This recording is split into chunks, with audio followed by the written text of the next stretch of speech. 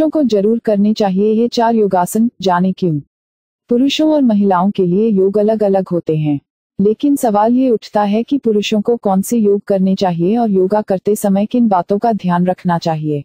पुरुषों के लिए योग, हर योग के गुण और लाभ अलग होते हैं, इसलिए हर योगासन हर कोई नहीं कर सकता है, यानी हर उम्र में योगासन अलग होते हैं। पुरुषों और महिलाओं के लिए योग भी अलग अलग होते हैं।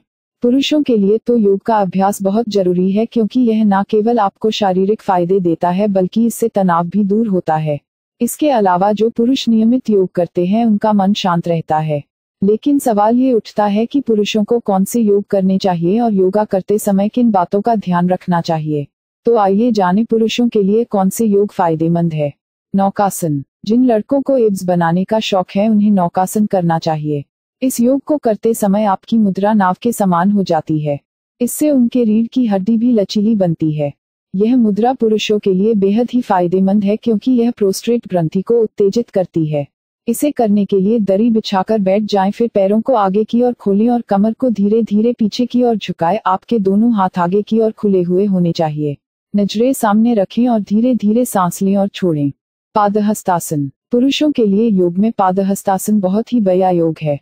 इसके जरिए वे मांसपेशियों में मजबूती ला सकते हैं और शारीरिक कमजोरी को दूर कर सकते हैं। थकान को दूर करने के लिए पादहस्तासन बहुत ही अच्छा है। इसे करने के लिए आपको सीधे खड़ा होकर अपने हिप्स और पेट पर खिंचाव डालना है और हाथों को सिर के ऊपर ले जाकर अपने दोनों हाथों के अंगूठों को बांधना है। फिर सांस लेते हुए एक ओर झुक जाएं। कुछ सेकंड्स इसी अवस्था में रहे, फिर ऊपर आ जाए। कपालभाति प्रक्रिया, पुरुषों को कपालभाति करना चाहिए। इससे वे न सिर्फ मोटापे से निजात पा सकते हैं बल्कि पेट संबंधी समस्याओं से भी बच सकते हैं।